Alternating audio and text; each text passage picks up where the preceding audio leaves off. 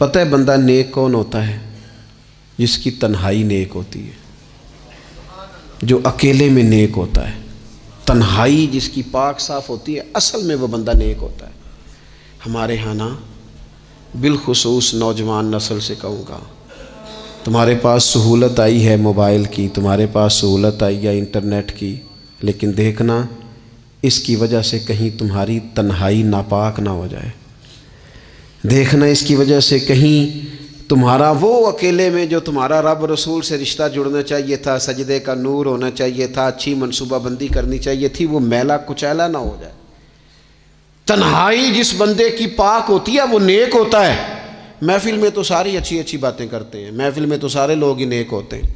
یہ صحیح بخاری میں حدیث ہے، نبی اکرم صلی اللہ تعالیٰ علیہ وسلم نے فرمایا، میں اپنی امت کے کچھ ایسے لوگوں کو جانتا ہوں جو قیامت کے دن تہامہ پہاڑ کے برابر نیکیاں لے کے آئیں گے۔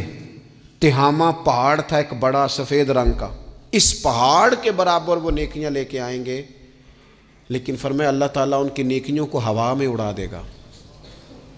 حضرت ثوبان رضی اللہ تعالیٰ عنہ نے عرض کی، یا رسول اللہ صلی اللہ تعالیٰ علیہ وسلم ہمیں یہ معاملہ کھول کر بیان کر دیں۔ حضور علیہ الصلوۃ والسلام فرمانے لگے، وہ راتوں کو عبادت بھی کرتے ہیں، اللہ کی بارگاہ میں بھی حاضر ہوتے ہیں، لیکن فرمایا ان لوگوں کا مسئلہ یہ ہے، ان کا نقصان یہ ہے، گھاٹا اور خسارہ یہ ہے کہ جب وہ اکیلے ہوتے ہیں تو رب کی حرمتوں کو پامال کرتے ہیں، دین کی حدوں کو توڑتے ہیں، تنہائیوں میں رب کی نافرمانی کرتے ہیں۔ نتیجہ کیا نکلتا ہے کہ وہ جو لوگوں کے بیچ نیکیاں کی ہوتی ہیں، نمازیں پڑھی ہوتی ہیں، عبادتیں کی ہوتی ہیں، صدقات کی ہوتے ہیں، وہ بھی ضائع ہو جاتے ہیں۔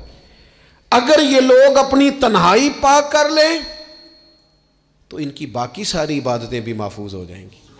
اپنی تنہائی پر توجہ دیں، اپنی بالخصوص نوجوانوں، میری آپ سے بڑی درد مندانہ اپیل ہے، اپنی تنہائی میں نا رب کی بارگاہ میں حاضر ہو، اچھے ارادے کرو، اچھی منصوبہ بندی کرو، لمبی دعائیں مانگو۔ اکیلے جب ہو تو پھر نا وضو کر کے رسول پاک کی بارگاہ میں درود و سلام پڑھو، دلوں کو قوت ملے گی، حافظے مضبوط ہوں گے، تمہارے چہروں پر روشنی